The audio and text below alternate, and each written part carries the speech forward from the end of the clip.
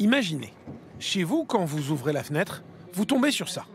Murs, échafaudage, des primes à tous les étages. Alors que faire? Là, on voulait juste cacher le vis-à-vis du mur, qui est quand même pas très beau, qui est un peu rigide.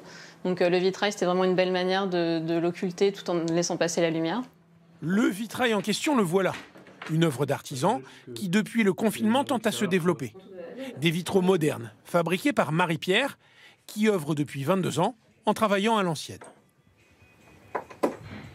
La technique utilisée aujourd'hui est toujours la technique traditionnelle qui existe depuis le XIIe siècle. C'est-à-dire avec des verres soudés aux intersections grâce à un sertissage au plomb. Et des tarifs à la hauteur de ce savoir-faire verrier, aussi artistique qu'artisanal. Il faut prévoir entre 1 500 et on va dire 3 000 € le mètre carré, suivant le travail qui est à réaliser. Mais en général, ce qui choque le plus, ce n'est pas le prix. À la Cité du Vitrail, à Troyes, on rappelle que dans les années 30, une douzaine de vitraux, au style contemporain, comme celui-ci, a vite été retirés de Notre-Dame de Paris. Parce qu'ils tranchaient trop avec le classicisme de Viollet-le-Duc. L'éternelle querelle entre les anciens et les modernes dure encore.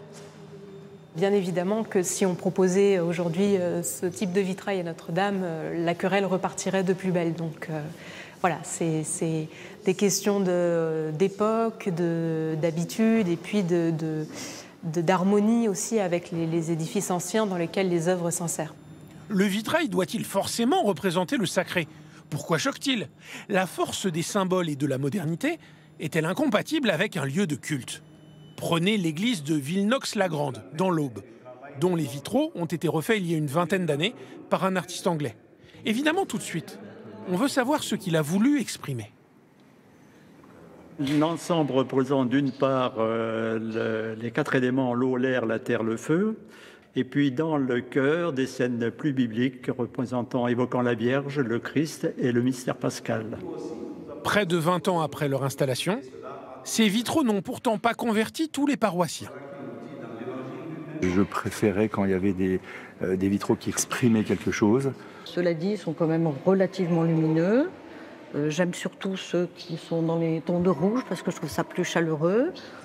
Alors le vitrail met le nez à la fenêtre, en sortant des églises pour devenir un produit d'appel.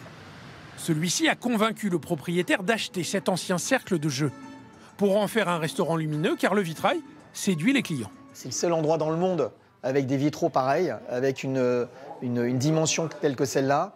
Je travaille à côté, je le voyais plus de l'extérieur, mais du coup, là, quand je viens de rentrer, c'était waouh. Alors certes, quitte à venir déjeuner ici, c'est d'abord dans l'assiette que les clients se feront un avis. Mais grâce au soleil, quelle que soit l'heure, la lumière se tamise, les couleurs varient. Les vitraux créent des souvenirs aux variations infinies.